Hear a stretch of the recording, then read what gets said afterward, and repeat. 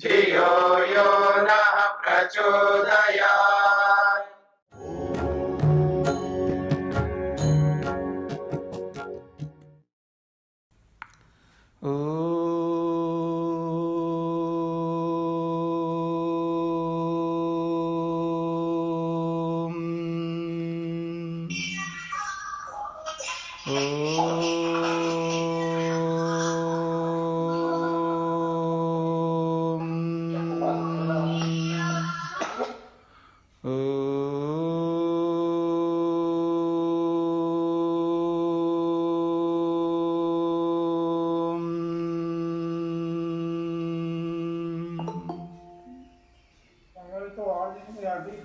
स्वामी जी आप म्यूट हैं। नमस्ते स्वामी जी। नमस्ते जी। आपको म्यूट किया हुआ है किसी ने? हाँ, मेरे को किसी ने म्यूट किया है जी, मैंने खोल दिया है।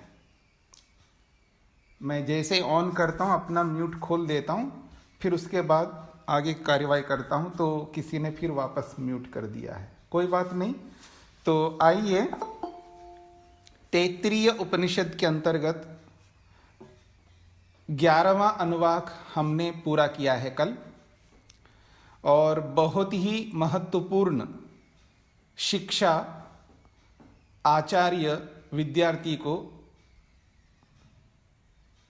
शिक्षा ग्रहण करने के उपरांत सार के रूप में दे रहे हैं, और समझने का प्रयत्न करिए। बहुत विशेष बातें कही जा रही है। कल के दिन में भी बहुत अच्छी बातें आई है और आज भी बहुत महत्वपूर्ण शिक्षा दी जा रही है। तो आइए, एकादश अनुवाक 11वां अनुवाक में दूसरा श्लोक बहुत महत्वपूर्ण श्लोक है। देव पितृकार्याभ्याम न प्रमदितव्यम। कहा जा रहा है देव और पितृ, देव और पितर, इन दोनों के कार्यों में कभी भी प्रमाद नहीं करना चाहिए। देव पितृ कार्याभ्याम न प्रमदितव्यम। देवगण और पितृगण दो गण होते हैं, दो समुदाय होते हैं दुनिया में जो बहुत महत्वपूर्ण समुदाय हैं। एक देवगणों का, एक देवगण का और एक पितृगण का। ये पारिभाषिक शब्द हैं, देवगण और पितृगण। तो आप हवन करते हैं, यज्ञ करते हैं, तो यज्ञ में अंत में पूर्णाहुति से पहले आप देखेंगे एक मंत्र आएगा, याम मेधाम देवगणा, याम मेधाम देवगणा पितरश्चोपासते तया मामद्य मेधयाग्ने मेधाविनम कुरु स्वाहा। ये मंत्र आता है। उसमें देवगण और पितृगण दोनों की चर्चा आई है। खैर, इसकी चर्चा तो मैं यज्ञ में कर ही रहा हूं, वहां आप विस्तार से समझने का प्रयत्न करेंगे। तो यहां पर भी वही देवगण और पितृगण है। तो देवगण और पितृगण इन दोनों के कार्य में कभी भी प्रमाद न हो। अर्थात जो देव कहलाते हैं, जितने भी देव होते हैं, जो विशिष्ट व्यक्ति होते हैं, जिनका स्वभाव जो है परोपकार का ही रहता है, जो ज्ञान से, दान से और बहुत सारे गुण जिनके अंदर होते हैं, जिनका काम ही देना होता है, बस लेने का उनके मन में कोई ऐसी लेने की आकांक्षा, कोई बहुत बड़ी अभिलाषा नहीं होती है। सांसारिक दृष्टि से, भौतिक दृष्टि से आकांक्षा तो उनमें भी रहेगी, सभी में रहेगी आकांक्षा। इच्छा कभी भी समाप्त किसी की नहीं हो सकती, क्योंकि इच्छा आत्मा का एक महत्वपूर्ण स्वरूप है, यानी आत्मा का स्वभाव है। आत्मा की अपनी स्वयं की विशेषता है इच्छा। ये आत्मा का गुण है, वो कभी समाप्त नहीं हो सकता। तो वो जो इच्छा है वो देवों में भी है, पर वो जो इच्छा है वो सांसारिक इच्छाएं नहीं होंगी उनमें। मुक्ति की इच्छा होगी, ईश्वरीय इच्छाएं होंगी उनके अंदर। जैसे ईश्वर की इच्छाएं होती है, वो एक अलग प्रकार की ईश्वर की इच्छाएं। आप ये नहीं समझना कि ईश्वर में इच्छाएं नहीं हैं, पर ईश्वर की तो अलौकिक इच्छाएं हैं, अलग प्रकार के हैं। ठीक उसी प्रकार इन देवों की भी जो इच्छाएं होती है वो भी ईश्वर के समान इच्छाएं होती है, ईश्वर जैसी इच्छाएं होती है। जैसे ईश्वर प्रत्येक आत्मा को सुखी देखना चाहता है, ये हर व्यक्ति की बात नहीं है, ये ईश्वर की बात हो रही है कि ईश्वर जैसे प्रत्येक आत्मा को सुखी देखना चाहता है, वो किसी भी योनि में रहे, सबको दुख से छुड़ाना चाहता है। वैसी ही इच्छा उस देव में होती है जिसे देव कहा जा रहा। और ये देव एक नहीं, देवगण है, पूरा समुदाय, जितने भी दुनिया में देव हो सकते हैं। तो वो उनकी जो इच्छा है वो ऐसी इच्छा होती है, मित्रस्याहम चक्षुषा सर्वाणि भूतानि समीक्षे, मैं मित्र की दृष्टि से प्राणी मात्र को देखूं, चाहे वो मच्छर हो, मक्खी हो, चाहे बिच्छू हो या सांप हो, चाहे वो छिपकली हो, चाहे कॉकरोच हो या चाहे कुछ भी हो, प्राणी मात्र को मैं उसी दृष्टि से देखूं। क्योंकि हर आत्मा को सुख चाहिए, हर आत्मा दुख से दूर होना चाहता है। ईश्वर की जैसी इच्छा होती है, ऐसी इच्छा रखने वाले जो देव होते हैं उनका काम केवल देना होता है। संसार से सांसारिक अपेक्षाएं उनके अंदर नहीं होती, वो है ये देवगण। दूसरी बात है पितृगण। पितृगण में बहुत सारे लोग आते हैं, जो ये भी एक पारिभाषिक शब्द है। ये वो लोग होते हैं जो भौतिक विज्ञान से विशेषित होते हैं। देवगण जो है ना, आध्यात्मिक ज्ञान से विशेषित होते हैं।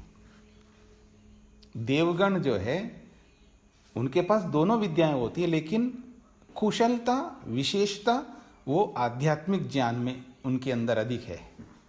पितृगण वो होते हैं जिनके पास में भौतिक ज्ञान की विशेषता होती है, उनमें कोई आध्यात्मिक ज्ञानी हो सकता है, गौण रूप से कह नहीं सकता, हर कोई नहीं हो पाता है, लेकिन उनके अंदर सबसे अधिक विशेषता है भौतिक विज्ञान का। जैसे वैज्ञानिक है, साइंटिस्ट है, ये सब पितृगण के अंतर्गत आते हैं, जो भौतिक विद्या के विशेषज्ञ होते हैं। ऐसे जो पितृगण हैं, तो देव और पितृगण इन दोनों के कार्यों में या इन दोनों के कार्यों से न प्रमदितव्यम, प्रमाद मत करना।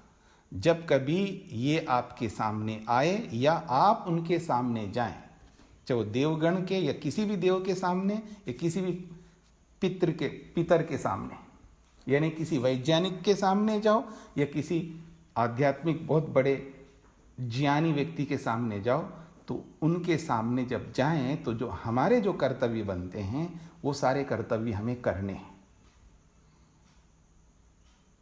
क्या कर्तव्य करना है आगे बताऊंगा। आगे अगली बात, अब आते हैं मातृदेवो भव। सब लोग सुने हुए हैं आप लोग इन सब बातों को। मातृदेवो भव, पितृदेवो भव, आचार्य देवो भव। ये तीन गुरुओं को यहाँ पर संकेत किया जा रहा है कि मातृदेवः भव, माता को देव मान लेना, माता को गुरु मान लेना। किसी ने मेरे से प्रश्न भी किया था कल परसों कि मैंने उपनिषद की किसी कक्षा में बोला था कि स्त्री जो है उसको 19 रखते हैं और पुरुष जो है अपने आप को 21 रखते हैं। तो उनका प्रश्न था, आपने ऐसा कहा था कि स्त्री 19 होती है, मैं तो नहीं मानता हूँ, स्त्री को तो अधिक होना चाहिए। मैंने कहा पुरुष वर्ग, आज का जो पुरुष वर्ग है वो ऐसा मानता है, मैंने कोई सिद्धांत नहीं बताया। मैं हमेशा यही बोलता हूँ कि पुरुष वर्ग अपने आप को बहुत बड़ा मानता है, क्योंकि वो अपने आप को पुरुष मानता है।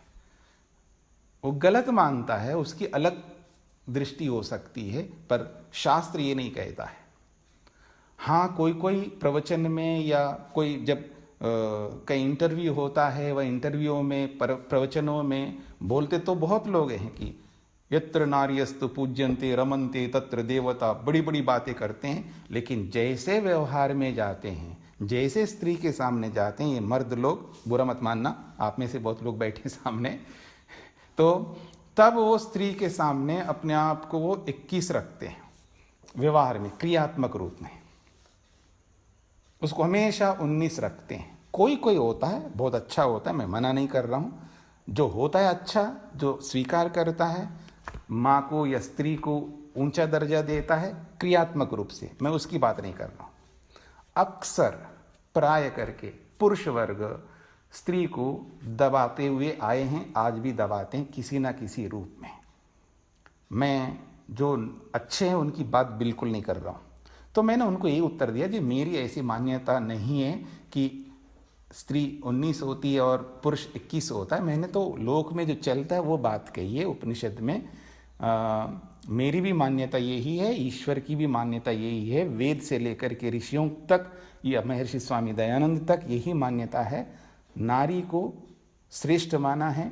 और मैं कई बार स्त्री को लेकर के भी बहुत सारे प्रवचन भी केवल स्त्री को लेकर के प्रवचन करता हूँ। कुछ पुरुष वर्गों को अच्छा नहीं लगता, कुछ स्त्री वर्ग को भी अच्छा नहीं लगता, वो अलग बात है। खैर, कहने का अभिप्राय है मातृदेवः, पहला गुरु, प्रथम स्थान।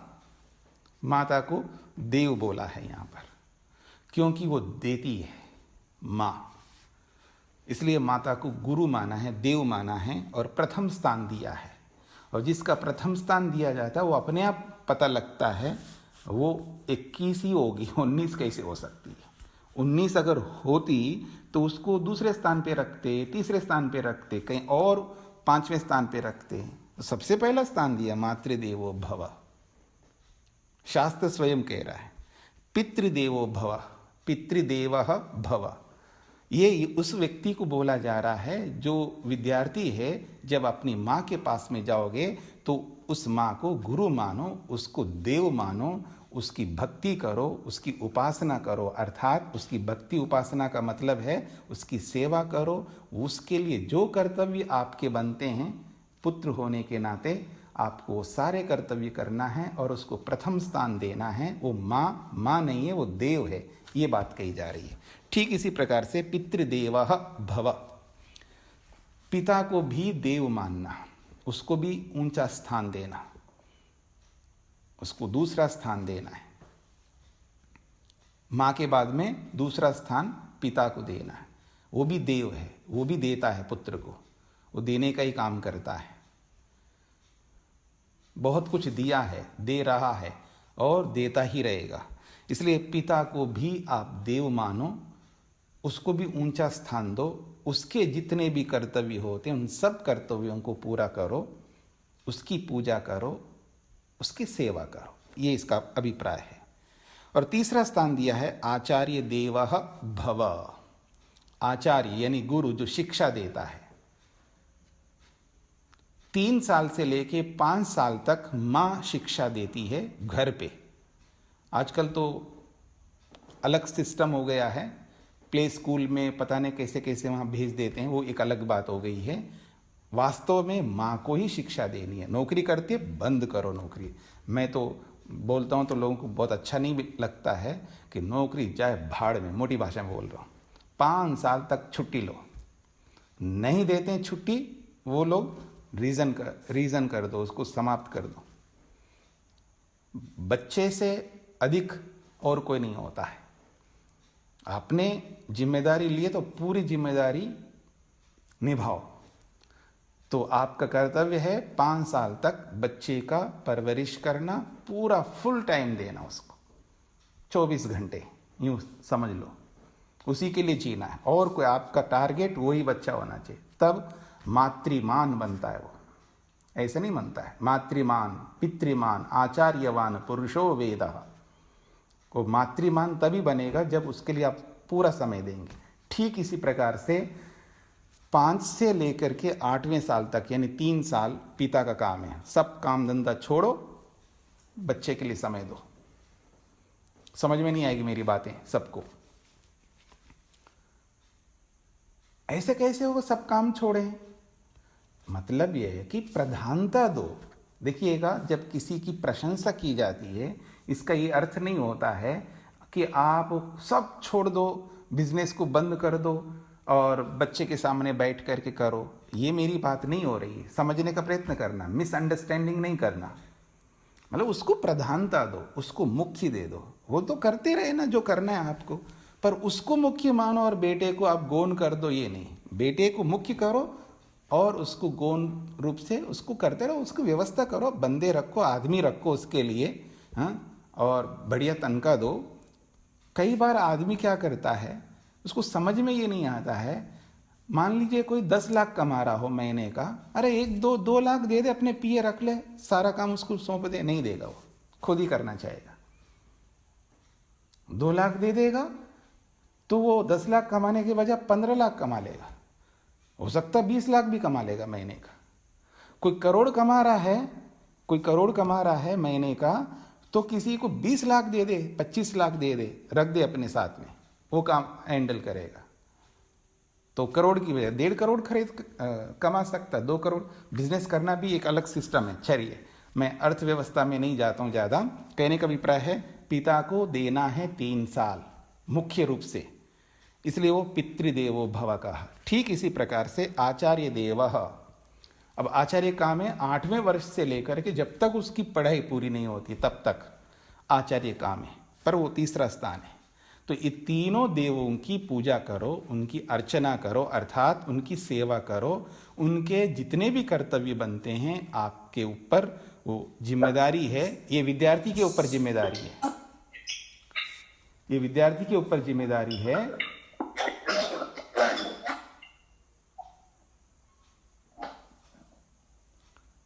विद्यार्थी को निभाना है, वो चाहे गृहस्थ में रहे चाहे कहीं भी रहे, उस व्यक्ति को तीनों के कर्तव्यों को पूरा करने हैं।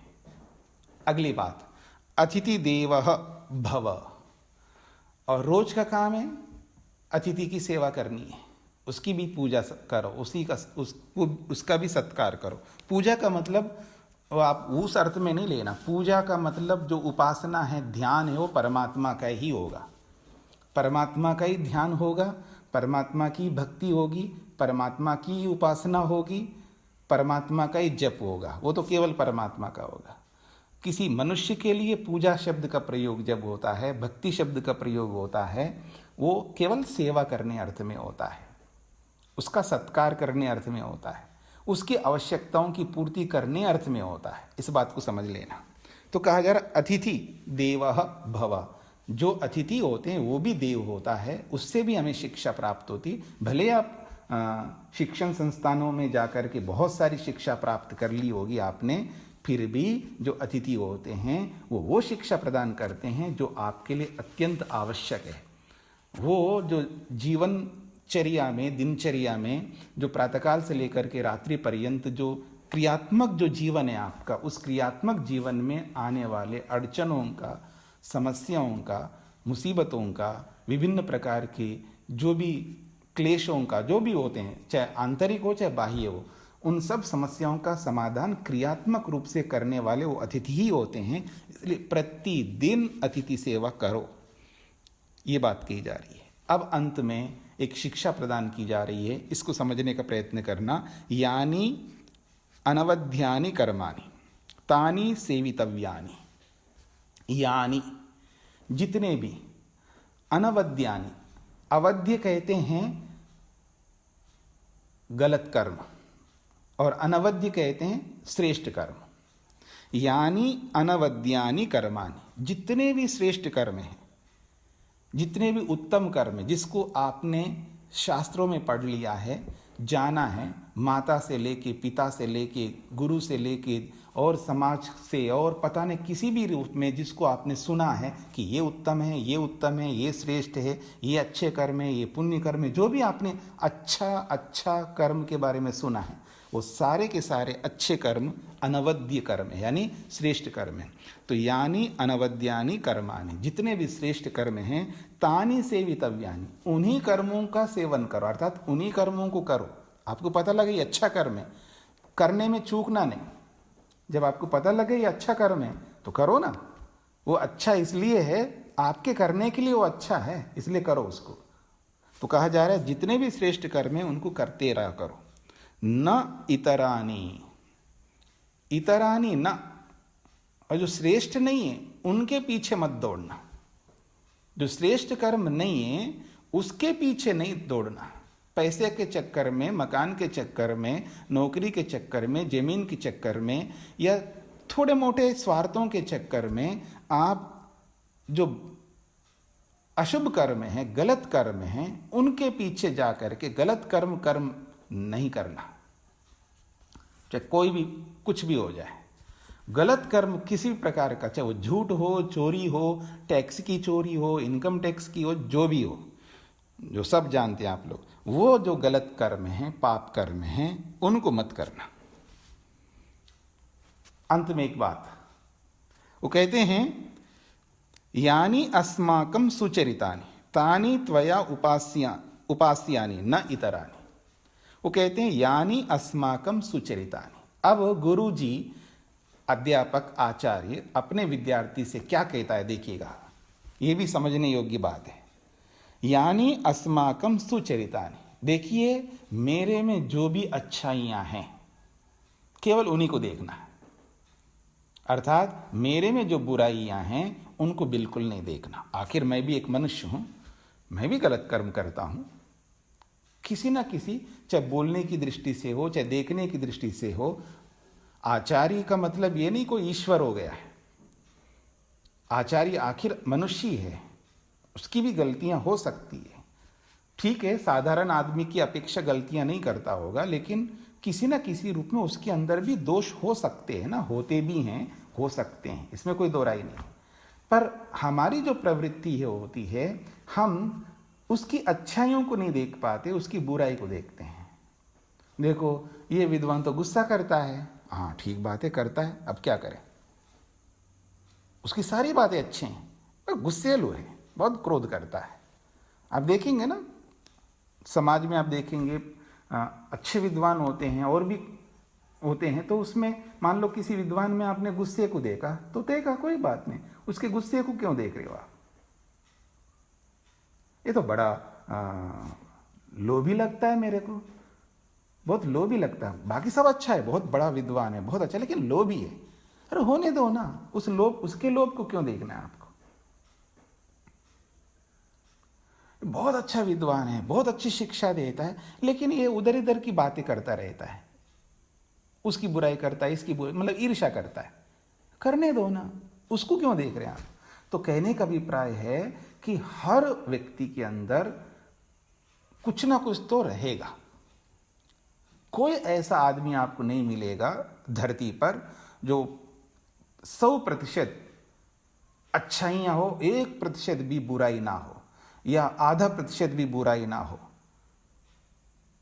कुछ तो रहेगा, क्योंकि अभी वो मुक्ति के अधिकारी नहीं बना है, क्योंकि उसने अपने क्लेशों को समाप्त नहीं किया। बातों को समझने का प्रयत्न करना। जिसने अविद्या, अस्मिता, राग, द्वेष, अभिनिवेश रूपी क्लेशों को जिसने नष्ट नहीं किया, जिसने अविद्या को अभी समाप्ति नहीं किया, जिसने समाधि लगाकर के ईश्वरीय आनंद का उपभोग नहीं किया है, जिसको विवेक वैराग्य प्राप्त नहीं हुआ है, उससे क्यों अपेक्षा रखते हो कि इसमें कोई दोष नहीं होना चाहिए। रहेंगे उसमें दोष, बाकी बहुत अच्छी बातें, अच्छी शिक्षा आपको दे रहा है।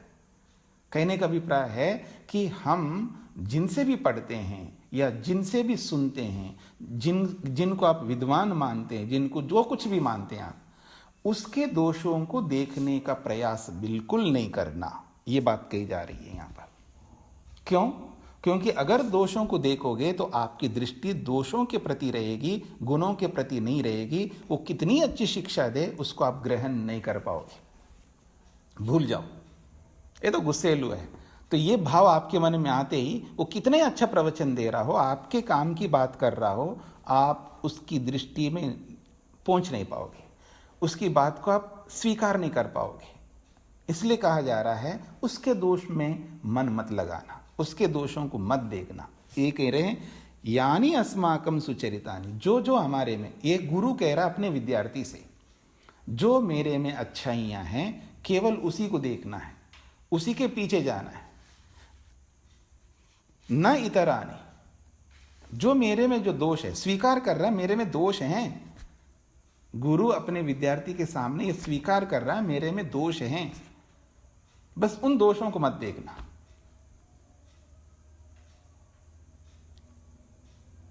जैसे बेटा पिता से कहता है ना, कई बार कहता है बेटा, मां से भी कहता है आप भी तो गलत करते हो ना, आप भी तो ज्यादा खाते हो ना। अरे भाई मैं खाता हूं, मेरा तो अब मेरा जो होना था हो गया है। पिता बोलता है ना पुत्र से, देखो मैंने गलती किया, मैं तो भुक्त भोगी हूं, इसी कारण से मैं आगे नहीं बढ़ पाया है, ये दोष मेरे में है। अब मैं इसके इतने आदी बन चुका हूं, अब मैं कुछ कर नहीं सकता, लेकिन तू तो कर सकता है बेटा, तेरा तो अभी तक कुछ हुआ ही नहीं है, ग्रोथ तो तुम करेगा, तू करेगा, मेरे उस दोष को मत देखना, तुम आगे बढ़ना। तो जैसे पिता अपने बेटे को या माँ अपने बच्चे को जो बोलते हैं ये सब, वही एक आचार्य भी बोल रहा है कि ठीक है मेरे में किसी न, क्योंकि संस्कार के कारण से या आदत, जो भी कारण आप समझ सकते हैं, कोई भी कमी, क्योंकि हर व्यक्ति में, क्योंकि वो ईश्वर नहीं है मनुष्य है, तो किसी न किसी कमी को लेकर के वो यहाँ रह रहा है, वो मनुष्य है इसलिए तो यहाँ रह रहा है, दोष है। अगर दोष नहीं होता तो मुक्ति में चला जाता, मुक्ति में जाने के लिए सारा प्रयास कर रहा है, तो वो आपसे बहुत आगे है। अभी तो आपने शिक्षा प्राप्त की है, उसके शिक्षा देने का कितना अनुभव है, कितने उसने आगे बढ़ा होगा, लेकिन है दोष कुछ है, गुस्से करने का मतलब क्रोध, उसके अंदर दोष हो सकता है, किसी में ईर्ष्या हो सकती है, किसी में लोभ हो सकता है, किसी में अहंकार हो सकता है, किसी में प्रमाद हो सकता है, किसी में आलस्य हो सकता है, किसी में कुछ, कोई ना कोई अलग अलग दोष होते हैं हर व्यक्ति में। मेरे में भी दोष हैं। तो कहने का अभिप्राय है यहाँ पर कि हमारे दोषों को नहीं देखना, केवल हमने जो शिक्षा दी है अथवा हमारे में जो गुण हैं उन्हीं को देखना और उन्हीं को स्वीकार करना है और उन्हीं के पीछे जाना है, ताकि आप अपने जीवन में बहुत आगे बढ़ोगे। तो इसलिए कहा जा रहा है यानी अस्माकम सुचरितानि, जो हमारे अच्छी अच्छी बातें हैं, जो हमारे गुण हैं, तानि उन सबको त्वया उपास्यानि, उनकी उपासना तुम करो, अर्थात उनका सेवन तुम करना। न इतरानि, बाकी हमारे दोषों को आप नहीं स्वीकार करना। ये शिक्षा दी है विद्यार्थी को आचार्य ने। अब आगे बढ़ते हैं। मैंने बोला था देवलोग कैसे होते हैं, या देवलोगों के, कैसे नहीं, कैसे होते तो बता दिया मैंने आपको संक्षेप से। अब उन देवलोगों के लिए हमें करना क्या है, उन पितर लोगों के लिए क्या करना है। बोला था ना, देव पितृभ्याम न प्रमदितव्यम, देवों के लिए, पितरों के लिए कोई प्रमाद नहीं करना, उनका सेवन करना, उनके जो भी कर्तव्य है उनको पूरा करना है। तो क्या करना है, तो बोला जा रहा है ये के च अस्मत् श्रेयांसो ब्राह्मणाः तेषां त्वया आसनेन प्रश्वसितव्यम। बहुत अच्छी बात कही जा रही है। श्रद्धया देयम अश्रद्धया देयम, श्रिया देयम ह्रिया देयम, भिया देयम संविदा देयम। विद्वान लोग प्रवचनों में अक्सर इसकी चर्चा बहुत करते हैं। तो कह रहे हैं ये के च अस्मत् श्रेयांस ब्राह्मण। अब ये आचार्य अपने विद्यार्थी को, शिष्य को बता रहा है, आप जा रहे हो, घर जा रहे हो, तो समाज में आपको कैसे बर्ताव करना। समाज में दो प्रकार के लोग मिलेंगे आपके सामने, देवगण भी मिलेंगे और पितृगण भी मिलेंगे। तो उनके लिए क्या बर्ताव करोगे, ये कह रहे हैं ये के च अस्मत् श्रेयांसः ब्राह्मण। ये के, जो कोई भी, अस्मत् हमारे में, हमारे में से, श्रेयांसा ब्राह्मण, जो श्रेष्ठ ब्राह्मण है। वो श्रेष्ठ ब्राह्मण कौन है, पितर के रूप में है और देव के रूप में। ये जो देव है, ये जो पितर है, ये ब्राह्मण ही है। वैज्ञानिक जो है ये ब्राह्मण कोटि में आते हैं, और आध्यात्मिक जो बहुत अधिक शिक्षा प्राप्त किए वो होते हैं, वो भी ब्राह्मण कोटि में आते हैं। तो कह रहे हैं ये के च अस्मत्, कह रहे हैं हम में से। अस्मत् का मतलब है हम में से, पंचमी विभक्ति का ये। तो अस्मत् हम में से, ये के जो कोई भी, श्रेयांसा हम में से जो श्रेष्ठ हैं। वो कौन है श्रेष्ठ, ब्राह्मण लोग हैं। जो भी हम में से श्रेष्ठ लोग हैं समाज में, उन श्रेष्ठों के प्रति आपका क्या कर्तव्य है? तो कहते हैं तेषाम त्वया आसनेन प्रश्वसितव्यम। तेषाम उनकी, त्वया तुम्हारे द्वारा क्या करना चाहिए? आसनेन आसन आदि दे करके एक संकेत किया जा रहा है। जैसे बड़ा आदमी आपके सामने आए तो आप खड़े हो जाते हैं और उसके लिए आसन देते हैं, उसके लिए अपनी कुर्सी भी दे देते हैं, आप उनको बिठाते हैं, जैसे एक बात कही जा रही है। तो तेषाम उनकी, त्वया आपके द्वारा, आसनेन आसन आदि दे करके, ये तो केवल संकेत है, चाहे आसन देना हो, पानी देना हो, या और भी जो भी उनकी आवश्यकताओं की पूर्ति करनी हो, उन सब की पूर्ति करते हुए प्रश्वसितव्यम, उनको संतुष्ट करना चाहिए, उनको तृप्त करना चाहिए, उनको निश्चिंत करना चाहिए, उनको निर्भीक बनाना चाहिए, उनको आश्वस्त देना चाहिए आपको। अब वो कैसे आश्वस्त हो जाएंगे? उनको जो जो चाहिए होता है, क्योंकि वो ब्राह्मण है ना, मैंने पहले बोला था, ब्राह्मण जो होते हैं वो नौकरी नहीं करते हैं। प्राचीन परंपरा यही रही है, जो ब्राह्मण होते हैं, यानी जन्म वाले नहीं, जन्म से ब्राह्मण की बात नहीं हो रही है, कर्म से, जो कर्म से जो ब्राह्मण होते हैं वो कभी नौकरी नहीं करते हैं। तो फिर जिएंगे कैसे? वो गृहस्थियों के आश्रय पर, उन्हीं के आश्रय पर। इसलिए स्वामी दयानंद कहते हैं कि देने में, उनके खाने पीने आने जाने के साधनों को देने के कारण से गृहस्थ आश्रम सबसे बड़ा आश्रम है आधार के रूप में। तो इसलिए कहा जा रहा है उनको आपको देना है, श्रद्धया देयम। वो देव है, वो पितर है, इसलिए आप श्रद्धा से उनको दो जो भी उनकी आवश्यकता है। रोटी की है, कपड़े की है, पैसे की है, वाहन की है, जो कुछ भी उनकी आवश्यकता है, और वो आवश्यकता की पूर्ति आपको श्रद्धा से देना चाहिए। यदि आपको लगता है कि विद्वान तो बहुत अच्छा लेकिन गुस्सेलू है, क्रोधी है, लगता है ना आपको, हाँ ये क्रोधी है, ये ईर्ष्यालु है, ये लोभी है, ये ऐसा है, तो आपके अंदर जो है ना श्रद्धा नहीं बनेगी। तो कहा अश्रद्धया देय, कोई बात नहीं, देना तो आपको पड़ेगा, क्योंकि आप गृहस्थी बने ही है देने के लिए, याद रखना।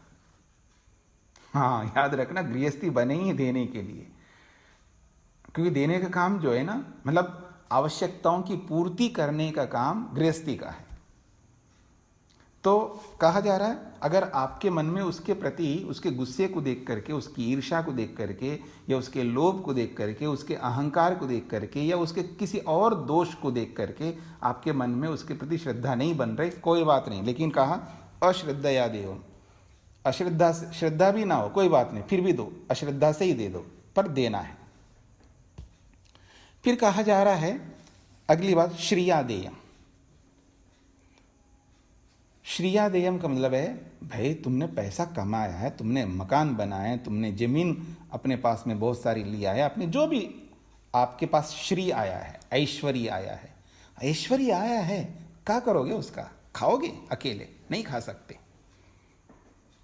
जो आपने ऐश्वर्य इकट्ठे किए हैं, जो श्री लाए अपने जीवन में, उस श्री का उपयोग तो करना है ना आपको अच्छे कामों के लिए। तो श्री आया है इसीलिए आपको देना चाहिए, श्रियादेयम। बात को समझने का प्रयत्न करना। मान लीजिए किसी को बहुत बड़ा लाभ मिल गया, बिजनेस में मिल गया हो या किसी और कारण से, चाहे पैसे के रूप में मिला हो, जमीन के रूप में मिला हो, किसी भी रूप में मिला हो, तो श्री आ गई आपके पास में, ऐश्वर्य पहुंच गया आपके पास में। जब ऐश्वर्य आया है तो उस खुशी में उस ऐश्वर्य का कुछ भाग आपको देना चाहिए, तभी तो आगे बढ़ोगे। तो ये कहना चाह रहे हैं श्रियादेयम, क्योंकि श्री आपके पास आए, उस श्री के कारण से ही आपको देना चाहिए। जिसके पास श्री नहीं वो क्या दे पाएगा बेचारा? आपके पास श्री आई है तो आपको देना चाहिए। अगली बात, हरियादेयम। हरिया का मतलब होता है लोक लाज। हाँ, शर्म, कुछ शर्म तो कर। देखो उसके पास कुछ नहीं था, जैसे आप लोग बोलते हैं ना अपने जो साथियों को, मित्रों को, या अपने देवर को या देवरानी को या जेठ को, जेठानी को, अपने पड़ोसी को, या किसी ना किया तो कुछ तो शर्म कर। देखो उसके पास कुछ नहीं था, फिर भी उसने दिल खोल करके दिया, तेरे पास तो बहुत कुछ है, थोड़ा शर्म तू कर तू, ऐसे बोल के उसको प्रेरित करते ना आप लोग। वही बात कही जा रही है, हरियादेयम। लोक लाज के कारण से, शंका से, लज्जा से या किसी न किसी रीति से नाक न कटवा ले, तू कम से कम नाक तो बना के रख, ऐसे बोल करके उनको आप प्रेरित करते हैं ना। ऐसे ही यहां पर बोला जा रहा है कि ह्रियादेयम, लोक लाज के कारण से भी देना पड़ता है तो दे दो, अच्छा काम है। अगली बात, भियादेयम, भिया का मतलब है डर से दो। भगवान से डर, भगवान से भी डरा करो, नहीं तो समाज से डर लो, या गुंडों से भी डर लेना, लूट के ले जाएंगे, नहीं तो छीन लेंगे आपसे। जब आप दोगे तो उनको पता लगेगा ये बड़ा अच्छा धार्मिक आदमी है, सबकी सेवा करता है, सबको ध्यान रखता है। तो कई बार आप देखिए ना, महर्षि स्वामी दयानंद बहुत अच्छी बातें कहते हैं। वो कहते हैं कि दुष्ट आदमी होता है ना, जो राक्षस आदमी होता है, तो कोई देवता के सामने आता है, उसका सिर काटने लगता है, तो कई बार जो है वो बच जाता है देवता आदमी, अरे ये तो अच्छा आदमी है। मन के अंदर उसके अंदर भाव अच्छे हैं, राक्षस के अंदर ये तो अच्छा आदमी है, लेकिन ये मेरे को जीने नहीं दे रहा, इसलिए वो सिर काटने के लिए आता है। वो कभी कभी छोड़ भी देता है। मतलब राक्षस हो या दुष्ट आदमी हो, शत्रु आदमी हो, उसके दिल में भी हम बस जाते हैं, क्योंकि हम अच्छे लोग हो जाते हैं। तो इस भय से भी, यानी संसार के जो असामाजिक तत्व हैं उनसे डरते हुए भी, या सरकार से डरते हुए भी, या जिस किसी से भी डरो, और सबसे बड़ा डर परमात्मा का है, उस परमात्मा से भी डरा करो, परमात्मा के डर से भी दिया करो। अंत में एक बात कहिए, संविदा देयम, खुश होकर के दो जब देना हो तो। हाँ, इधर देखिए मेरी ओर से, आदमी दे तो रहा है, पता नहीं अपने मन में वो ऐसे लाता है, देखो देना पड़ रहा है, अब क्या करें, वो है, अब आके बैठ गए घर पे। मेरे एक्सप्रेशंस को भी देखना, वो ये आके बैठ गए, अब जा ही नहीं रहा ये आदमी, क्या करे, बस पीछे पड़ा है, वो है। मतलब आदमी मन के अंदर, उसके अंदर प्रसन्नता समाप्त हो जाती है, खुशी समाप्त हो जाती है, संतोष समाप्त हो जाता है। अपनी प्रसन्नता को आप क्यों बिगड़ रहे हो? अपनी प्रसन्नता को समाप्त नहीं करना, अपनी खुशी को समाप्त नहीं करना, अपने आप में टेंशन मत लेना। तो कहा जा रहा है संविदा, जब देना ही है तो खुश होकर के, प्रसन्न होकर के, शांत होकर के, तृप्त होकर के, संतुष्ट होकर के, पुण्य मान करके, धर्म मान करके, न्याय मान करके, सत्य मान करके, ईश्वर का आदेश मान करके, वेद का संदेश मान करके, कुछ भी मान कर ले, बस खुश होकर के दो। देना हो तो, नहीं देना हो तो कोई बात नहीं, वो अलग बात है। लेकिन जब दे ही रहे हो, देना ही पड़ रहा है, तो परेशान होकर के मत देना। तो अंत में एक अंतिम अच्छी बात कही है, संविदा देय, प्रसन्न होकर के देना। चलिए, देने का काम हो गया, आगे बढ़ते हैं। अब कह रहे हैं, अथ यदि ते कर्म विचिकित्सा व वृत्त विचिकित्सा व स्यात्। बहुत अच्छी बात कही जा रही है। जब आदमी समाज में रहता है तो उसके मन के अंदर संशय पैदा होते हैं। कह रहे हैं कर्म विचिकित्सा, किसी कर्म को करने में आपके मन में, विचिकित्सा का मतलब है संशय, विचिकित्सा का मतलब है संशय, संदेह। यदि किसी कर्म के विषय में आपके मन में संशय हो रहा है, संदेह हो रहा है कि पता नहीं, ये तो कह रहे हैं ये बहुत अच्छा कर्म है, करो, लेकिन पिताजी कह रहे हैं, माँ कह रही है, पत्नी कह रही है, या पति कह रहा है, ये हो रहा है, ये हो रहा है, कि वो कह रहे हैं, वो मना कर रहे हैं, लेकिन ये कह रहे हैं अच्छा काम है, अथवा बहुत सारे लोग कर रहे हैं इस काम को, सब सारी दुनिया उस काम को कर रहे हैं, हम कैसे रह जाएं। तो बहुत सारी बातें सामने आती है समाज में, तो सारी दुनिया गलत हो सकती है क्या, वो सब कर रहे हैं तो करूं या ना करूं, ये संशय पैदा होता है। तो कहना चाह रहे हैं कि यदि ते कर्म विचिकित्सा, यदि किसी कर्म के विषय में आपको मन में संदेह उत्पन्न हो रहा है तो क्या करें। अगली बात, वृत्त विचिकित्सा। वृत्त कहते हैं आचरण, किसी आचरण को करने में, किसी आचार विचार को करने में आपको यदि संशय हो रहा है, वो तो कर्म के बारे में।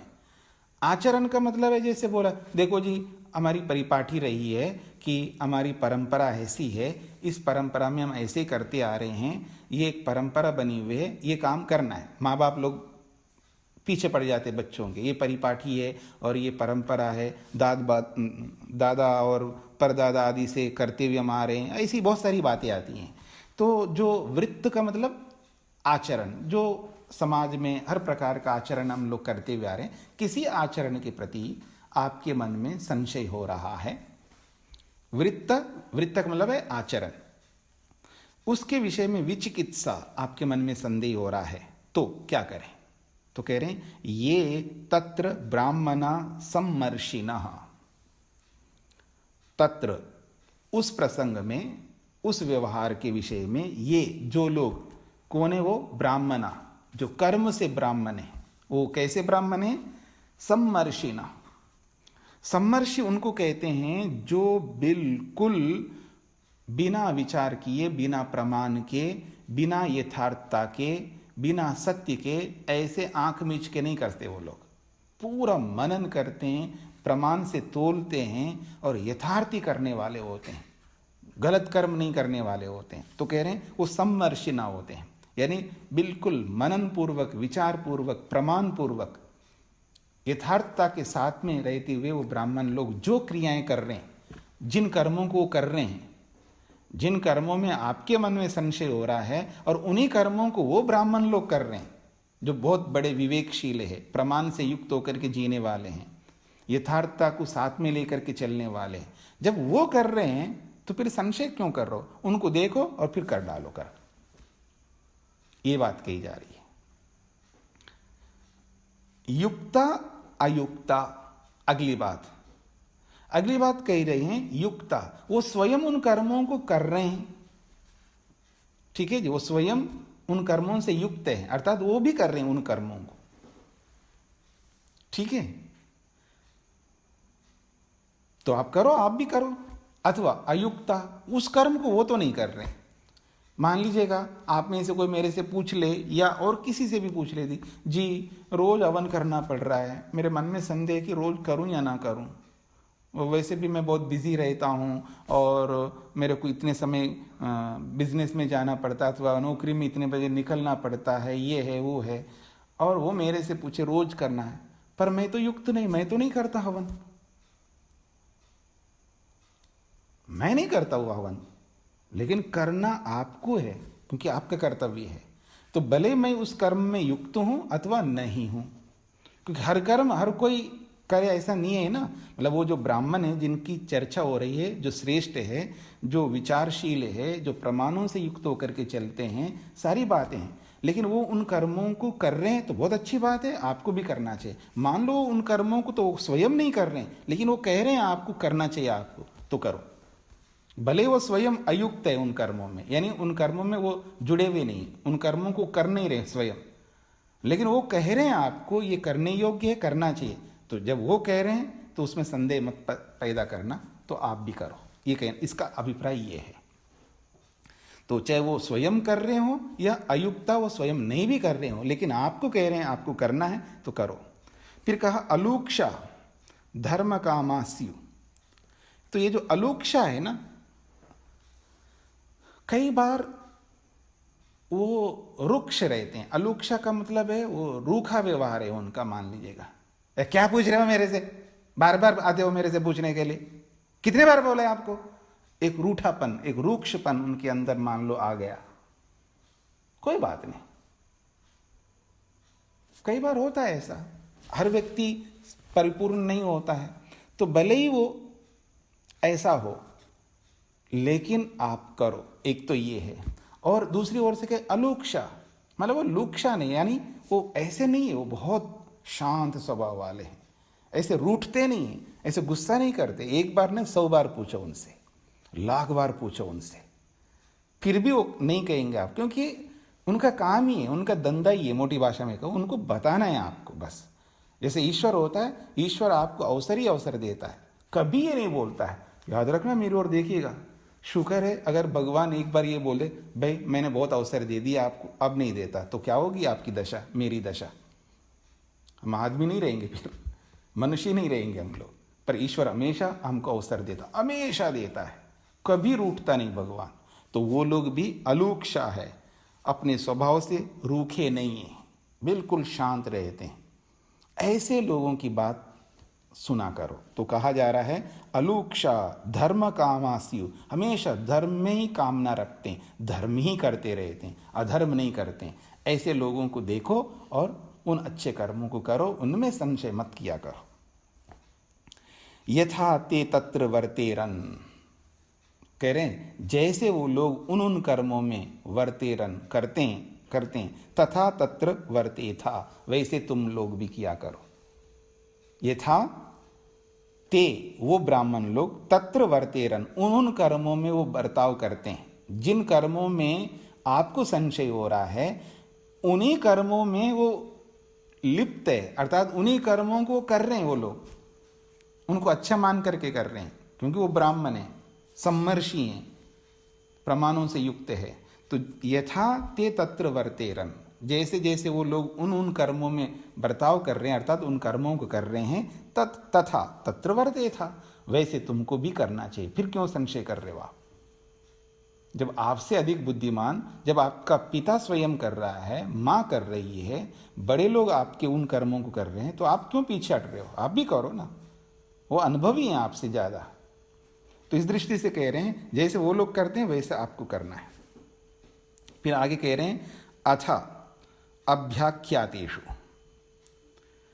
कह रहे हैं अभ्याख्यातेषु का मतलब है कि कई बार ये होता है, इन्होंने एक बात, बहुत बड़ी बात कही है कि मन के अंदर कुछ कर्मों को करने की इच्छा होती है, कभी कभी नहीं भी होती है। यानी मन में एक प्रकार का संदेह उत्पन्न हो जाता है व्यक्ति के अंदर कि काम तो अच्छा है लेकिन करने की इच्छा नहीं हो रही है। मेरी बात को समझने का प्रयत्न करना। काम तो अच्छा है, करना चाहिए, वो लोग भी कर रहे हैं, लेकिन हमारे मन में एक संदेह उत्पन्न हो रहा है कि बात तो सही कर रहे हैं, लेकिन जैसे कई बार मैं बोलता हूँ ना कि आपको टेंशन नहीं लेना चाहिए। हाँ, बात तो आप सही कह रहे हो, लेकिन टेंशन लेना पड़ता है ना। बोलते हैं ना आप लोग, क्या करूँ जी, बात तो आप सही कह रहे हो, टेंशन नहीं लेना चाहिए, लेकिन टेंशन तो देखो, टेंशन तो होता है। मतलब सामने वाले की बात को मान भी रहा है एक ओर से, और नहीं भी मान रहा है। एक ओर से मान भी रहा है और एक ओर से नहीं भी मान रहा है, द्विधा में वो। मन के अंदर क्लियरिटी नहीं है, मन के अंदर वो एक तरफा विचार नहीं है उसके अंदर। इसको कहते हैं अभ्याख्यातेश। मतलब कुछ ऐसे भी होते हैं विवादित हैं। विवादित का मतलब है कुछ लोगों की मान्यता है वो करना चाहिए, कुछ लोगों की मान्यता है नहीं करना चाहिए, कुछ लोगों की मान्यता है कि ये ऐसा नहीं होता ऐसा होता है, कुछ लोगों की मान्यता नहीं वैसा होता है। ऐसे कुछ विवादास्पद होते हैं, कुछ विषय ऐसे भी होते हैं, कुछ कर्तव्य ऐसे भी होते हैं। जैसे उदाहरण के लिए बोलूं, कुछ लोग ऐसे बोलते हैं ना, देखो जी ये तो क्या है, कपड़े से क्या है, ये जरूरी थोड़ा है कि लाल कपड़े पहनना है, पीले कपड़े पहनना है, सफ़ेद कपड़े ही पहनना है तो ही हम साधु माने जाएंगे या हम भक्त माने जाएंगे। कपड़े में क्या धरा है? कुछ लोग कहते नहीं, कपड़े पहनना चाहिए आपको। तो दो प्रकार की मान्यता होती है ना। नहीं जी, आप वानप्रस्थ ले रहे हो तो आपको पीले वस्त्र पहनना चाहिए, कुछ लोग ये कहते हैं, जैसे मैं कहता हूँ। और दूसरे लोग कहते हैं नहीं, कोई ज़रूरत नहीं पीले वस्त्र पहनने के लिए, क्या ज़रूरत है, पीले वस्त्र भी नहीं पहनने की कोई बात ही नहीं, शास्त्र में लिखा ही तो है ही नहीं। हाँ, वास्तव में नहीं लिखा है शास्त्र में कि पीले वस्त्र पहनना चाहिए, नहीं लिखा है। वो ये कहते हैं, कुछ लोग कहते हैं नहीं पहनना चाहिए, कुछ लोग कहते हैं पहनना चाहिए, तो विवादास्पद हो गए ना। तो ऐसे ऐसे जो भी कुछ सिद्धांत आपके सामने आ जाए तो क्या करें? तो कह रहे हैं यथा अभ्याख्यातेषु ये तत्र ब्राह्मणा सम्मर्षिणा। बात वही कही जा रही वापस। भाई आप तो उस दशा में हैं, संदेह की दशा में हैं, विवादास्पद विषय में आपने अभी किया नहीं है, लेकिन वो जो ब्राह्मण हैं, श्रेष्ठ लोग हैं, जो प्रमाणों को लेकर के चलते हैं, जब वो कह रहे हैं, उनको भी पता है, जब वो कह रहे हैं करने के लिए, वो स्वयं उससे युक्त है अथवा नहीं है। कह रहे हैं युक्ता अयुक्ता वा अलूक्षा धर्मा कामास्यु। वो अलूक्षा हैं, मतलब बहुत शांत स्वभाव वाले हैं। जब वो लोग उसमें युक्त है। यथा ते तेषु वर्तेरन्, जैसे वो लोग उन कार्यों में वर्तते हैं। वो लोग भी पीले वस्त्र पहन रहे हैं, वो लोग भी लाल वस्त्र पहन रहे हैं, तो आपको पहनने में क्या दिक्कत आ रही है? क्यों जी नहीं पहनेंगे तो क्या है, क्या देना? आप में से अब कुछ लोग ऐसे होते हैं बड़े, आपको क्या बोलूं मोटी भाषा में, बड़े चालाक होते हैं। घर में रहेंगे तो गृहस्थी की तरह रहेंगे, हैवान प्रस्ती है। मेरी बात समझने का प्रयत्न कर। पार्टी में भी जाना पड़ता है उनको, जाएंगे फंक्शनों में जाएंगे, उसमें जाएंगे, पीले वस्त्र पहन करके जाए मान लो, बिल्कुल अलग हो जाएगा ना आदमी। ये तो वानप्रस्थी आ गए, तो फिर वो वानप्रस्थी की तरह उसको व्यवहार करना पड़ेगा। एक यूनिफॉर्म जो होता है ना वो बहुत प्रेरक होता है, याद रखना। यूनिफॉर्म अपने आप में आदमी को बहुत सारी क्रियाओं से, बहुत सारी उन चीज़ों से अलग रख दे देता है।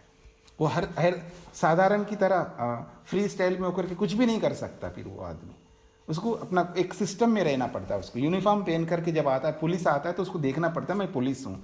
मिलिट्री मैन है तो उसको देखना पड़ता है मैं मिलिट्री मैन हूँ, मैं प्रशासनिक व्यक्ति हूँ, तो उसको उसी स्टाइल से, उसी नियमों में रहना पड़ता है उसको। तो वो यूनिफॉर्म जो है, वो ड्रेस जो है, ड्रेस कोड जो है, वो ऐसे नहीं रखा गया है। अब ये उस झगड़ों में क्यों पड़ते हो, लिखा नहीं लिखा? अरे भले आदमी, क्या अगर आप जब वानप्रस्थ ले ही रहे हो तो क्या परेशानी आपको पीले वस्त्र पहनने में? ये ड्रेस कोड है, पहचान है, दूर से पता लगे आप वानप्रस्थी है।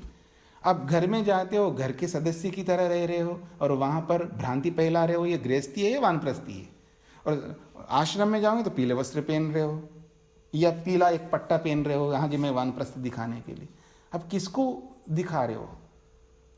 एक तरफ हो जाओ, एक सिस्टम बना है अच्छे। कुछ हर बात शास्त्र में ऐसे नहीं कर लिखा, दिखाओ जी कहाँ लिखा है भाई। बड़े ऐसे आदमी हो गए कि बस वहाँ लिखा है तो आप करोगे, तो जो जो लिखा वो सारे कर रहे हो आप। तो इधर उधर ना जाते हुए, दाएं बाएं ना होते हुए, बिल्कुल सरल हो जाओ। सरल हो करके एक तरफा चलो। जब ले लिया है, अब पानी में उतर गए तो पूरे उतर जाओ ना, परेशानी क्या हो रहा है? या तो मत उतरते पानी में, उतर भी लिया और नहीं, डरते जा रहे हो आप। जब पानी में उतर गए हो आप, फिर डर किस बात का आपको? कपड़े से क्या डरना है? अब जो आदमी कपड़े से डर रहा है, इसका मतलब उसके मन में अभी वानप्रस्थी का वो आए नहीं, याद रखना। वो डर क्यों रहा है कपड़े से? इसका मतलब वो वानप्रस्थी है ही नहीं मन से। इसलिए बिल्कुल, जब बड़े लोग कर रहे हैं आपसे, जो अनुभवी है, जब वो कह रहे हैं आपको लेना है, बिल्कुल लो। नहीं लेना है तो रहो ना, बैठे रहो, घर पे बैठे रहो, गृहस्थी के रूप में रहो, किसने मना किया है? तो कहने का अभिप्राय है, जहाँ कहीं ऐसा विवादास्पद बातें आती हैं, कुछ लोग कहते हैं नहीं जी क्या जरूरत है आप पीले कपड़े, कोई शास्त्र में तो लिखा ही नहीं, आप जैसा पहनना चाहे पहन लो। ऐसे भी बोलने वाले विद्वान आते हैं। अब विवादास्पद हो गए, चाहे वो कपड़ों के बारे में हो और किसी अलग अलग कार्यों के बारे में हो। तो कह रहे हैं जो बड़े लोग हैं वो लोग भले उन कार्यों को कर रहे हैं या नहीं कर रहे हैं, और वो शांत स्वभाव वाले हैं, और आपको कह रहे हैं कि आप करिएगा। क्योंकि मैं मान लो सन्यासी हूँ तो मैं स्वयं तो पीले वस्त्र तो पहन नहीं सकता, मैं युक्त नहीं हूँ पीले वस्त्रों से क्योंकि सन्यासी हूँ, पर मैं कह रहा हूँ आपको पीले वस्त्र पहनना चाहिए। तो ऐसे जो बड़े लोग होते हैं, तो सामने वाले लोगों को उनके कर्तव्यों के हिसाब से जब कह रहे हैं तो वो कर लेना चाहिए। तो कह रहे हैं यथा तेषु वर्तेरन्, वो बड़े लोग उन कार्यों में जैसे बर्ताव करते हैं, तथा तेषु वर्तेत, वैसा ही तुमको करना चाहिए। एषः आदेशः, अंत में वो कह रहे हैं यही हमारा आदेश है आपके लिए। गुरु आचार्य अपने विद्यार्थी को ये सारी बातें बोल करके अंत में कह रहे हैं एषः आदेशः, ये आदेश है हमारा आपके लिए। एषा उपदेशः, ये हमारा आपके लिए उपदेश है, अंतिम उपदेश है।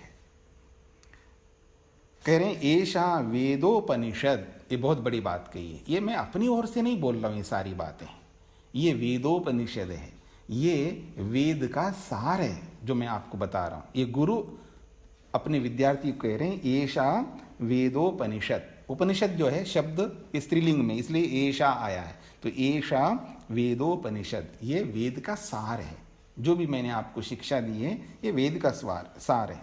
एतद अनुशासनम, वास्तव में यही अनुशासन है, इसी अनुशासन में आपको रहना चाहिए। एवं उपासितव्यम, ऐसे ही कर्मों को आपको करने चाहिए। उपासितव्यम बोला ऐसी उपासना करनी चाहिए, अर्थात ऐसे ही कर्मों का सेवन आपको करना चाहिए।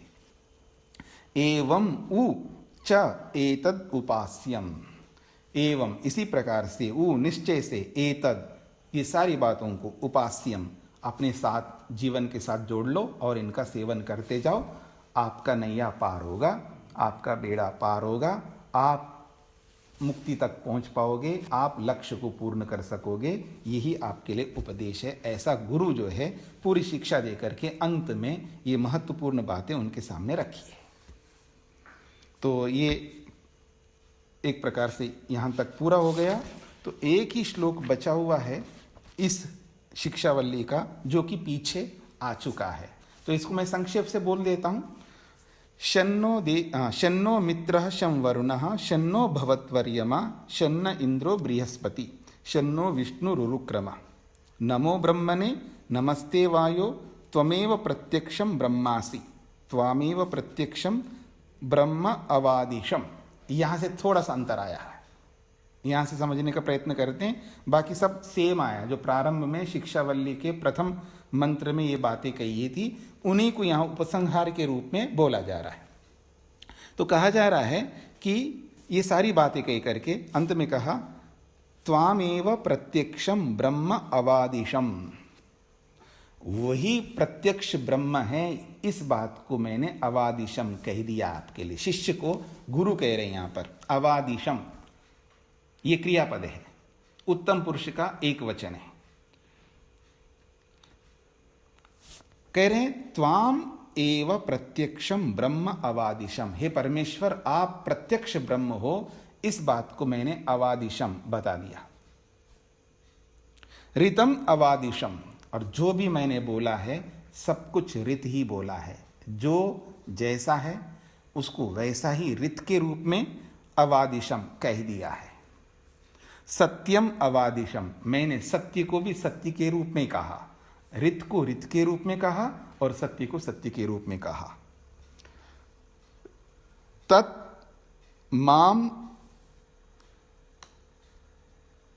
क्या लिया, तन्माम, अच्छा आवीत है, हाँ ठीक है, हाँ तत्माम आवीत। तो कह रहे हैं तत् वो जो परमात्मा है, माम मेरी आवीत रक्षा करे, तद वक्तारम आवीत उस मुझ वक्ता की भी आवीत रक्षा करे। आवीत माम, फिर उसी बात को दोहराया जा रहा है दूसरे शब्द में, आवीत माम मेरे तो रक्षा ही करो ए परमेश्वर, आवीत वक्तारम मुझ वक्ता की रक्षा करो। दो बार उसी बात को इसलिए दोहराया जा रहा है, तो निश्चित रूप से परमेश्वर मैं आपको अनुनय भक्ति से, पूर्ण श्रद्धा से, जो भी कह सकते हो उस श्रद्धा से मैं बार बार आपसे यही कहना चाहता हूँ, उस वक्ता यानी मुझ वक्ता की आप रक्षा करो। और जो भी मैंने ये शिक्षा दी है अपने विद्यार्थी के लिए, इसलिए आप मेरी रक्षा करो, उसकी भी रक्षा करो, सबकी रक्षा करो। ये बोल करके शांति शांति 3 बार बोल दिया, तो शिक्षावल्ली पूरी हो गई आपकी। क्योंकि ये मंत्र पीछे आ चुका है, इसलिए मैं इसकी व्याख्या नहीं किया हूं। अंत में केवल एक ही बात जोड़ दिया इसमें, अवादिशम अवादिशम अवादिशम, यानी कह दिया कह दिया कह दिया। तो जो जो हुआ है उन सबको मैंने कह दिया, ऐसा ऋषि जो है शिष्य को बोला है। क्योंकि मैंने सब कुछ बता दिया आपको, जो कहना था वो कह दिया, परमात्मा के बारे में कह दिया, सब जो जो आया था उस सब के बारे में मैंने आपको बता दिया है। ये विद्यार्थी को अध्यापक कह रहे हैं। तो इस रूप में शिक्षावल्ली पूरी हो गई जी आपकी। कल से हम ब्रह्मानंद वल्ली दूसरी वल्ली को प्रारंभ करेंगे। समय भी पूरा हो रहा है। आप में से किसी ने कल एक प्रश्न के बारे में पूछ रहे थे, तो अगर आपके पास कोई एक प्रश्न है तो पूछिएगा, जो कल आपने पूछा था। हाँ जी, किसने पूछा था? चलिए, स्वामी ने मैंने पूछा था। हाँ तो बोलिएगा ना जी। वो जो पिछले कल से पहले वाले दिन में आपने बताया था ना, यज्ञ में 4 लोग होते हैं ना, ब्रह्मा, होता, ऋत्विक और अध्वर्यु। जी। मेरे को इनके बारे में थोड़ा सा जानना था, और इनका क्या क्या कार्य होता है यज्ञ के टाइम। अच्छा, आपको किस लिए जानना था जी? किस लिए जानना था? हाँ, मतलब आपको जानना नहीं, मतलब समझ में नहीं आया ना इसको, मतलब ऐसा क्यों कहा गया ऐसा। अच्छा, ऐसा क्यों कहा जाए? तो आप कोई ऐसा यज्ञ करवाइएगा जिसमें 4 ऋत्विक बुलाइएगा, फिर मैं पूरी तरह समझा दूंगा आपको, पूरा अच्छा समझ में आ जाएगा आपको। तैयार हो?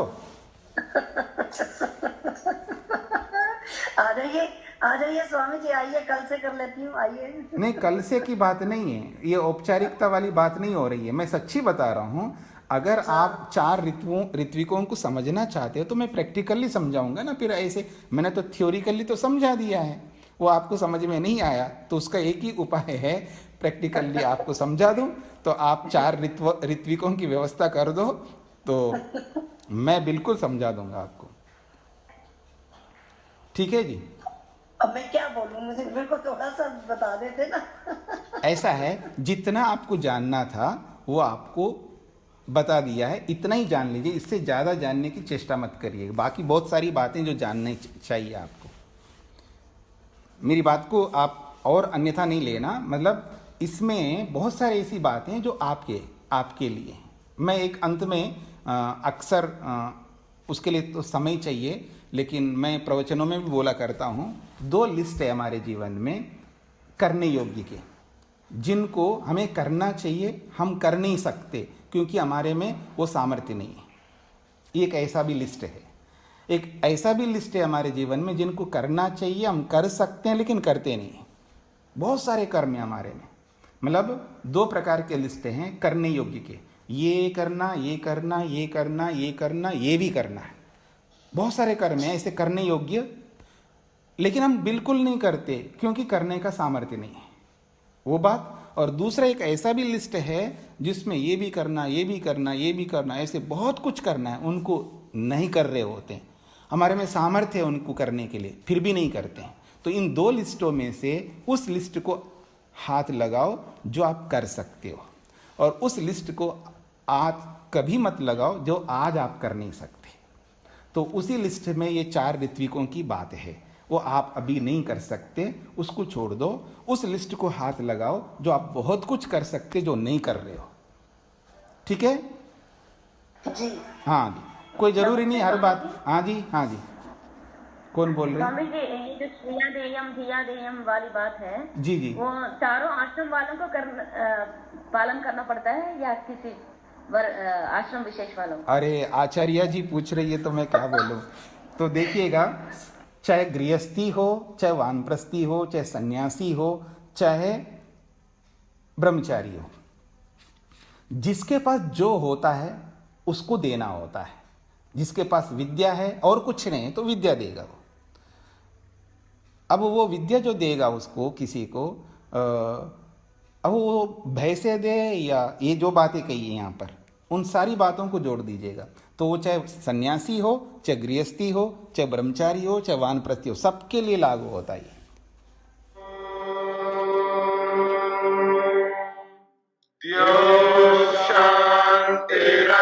शांतिरंतरिक्षं शांति पृथिवी शांतिरापः शांतिरोषधयः शांति वनस्पतयः शांतिर्विश्वे देवा शांतिर्ब्रह्म शांति सर्वं शांति शांतिरेव शांति शामा शांतिरेधि